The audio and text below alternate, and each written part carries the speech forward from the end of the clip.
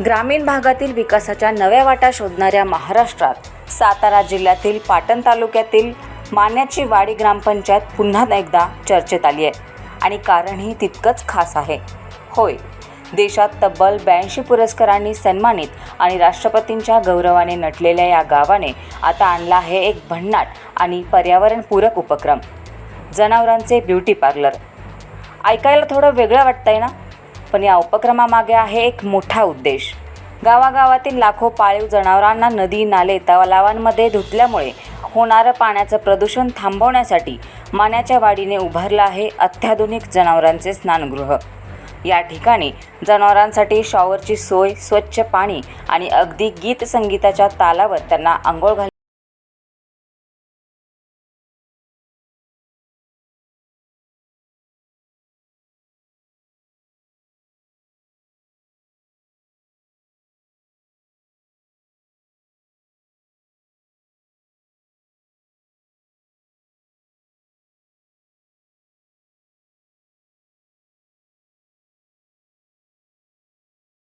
ग्रामीण भारतासाठी एक आदर्श ठरावा असा हा उपक्रम महाराष्ट्रातील पहिलाच असा प्रयोग ठरत असून इतर गावांसाठीही प्रेरणादायी ठरत.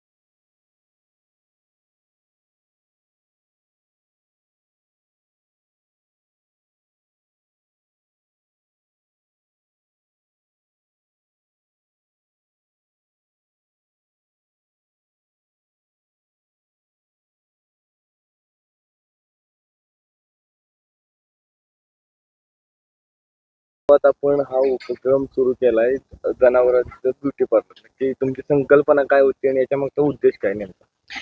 खरं तर ही हटके संकल्पना आहे निश्चितच. आपण बघतो की प्रदूषणावरती किंवा पाणी प्रदूषणावरती गावागावामध्ये काम झालं पाहिजे. सांडपाण्यावरती, घनकचरा व्यवस्थापनावरती शासन काम करते. मात्र पाळीव जनावरांच्या माध्यमातून होणारं जे प्रदूषण आहे, या प्रदूषणावरती काम केलं जात नाही आणि म्हणून या आदर्श गावामध्ये एक नाविन्यपूर्ण उपक्रम आपल्याला राबवायचा आहे. अशा पद्धतीचं आम्ही नियोजन केलं आणि हा उपक्रम राबवत असताना निश्चितच गावाच्या बाजूनं वाहणारे जी नदी असेल, ओढे असतील, या माध्यमातून या जनावरांच्या माध्यमातून प्रदूषण होत होतं पाण्याचं. ते पाण्याचं प्रदूषण टाळण्यासाठी हा एक अभिनव उपक्रम आम्ही राबवला. या माध्यमातून काय होणार तर जनावरांची काळजी घेतली जाणार, जनावरांचं आरोग्य त्या ठिकाणी चांगल्या पद्धतीचं राहणार आणि त्याचबरोबर होणारं पाण्याचं प्रदूषण थांबणार आणि यासाठीच हा उपक्रम आम्ही हाती घेतला. निश्चितच गावातल्या सर्व शेतकऱ्यांनी याला भरभरून प्रतिसाद दिला. ग्रामपंचायतीच्या माध्यमातून या सर्व बाबींचं नियोजन आम्ही करणार आहोत आणि अशाच पद्धतीचे उपक्रम महाराष्ट्रातल्या गावागावात जर राबले तर निश्चितच ओढ्यांचं असेल, नदीचं असेल, जे पाणी आहे ह्याचं प्रदूषण आहे, हे प्रदूषण टाळण्यासाठी आपण हा एक छोटासा एक चांगल्या पद्धतीचा उपक्रम आपण हाती घेऊ शकतो. माझी विनंती राहील गावागावातील शेतकऱ्यांना आणि त्या गावातील पदाधिकाऱ्यांना, आपापल्या गावामध्ये अशा पद्धतीचं जनावरांचं स्नानगृह जर आपण उभारलं तर गावापासून वाहणाऱ्या नदीचं, ओढ्याचं प्रदूषण थांबण्यासाठी मदत होईल. धन्यवाद.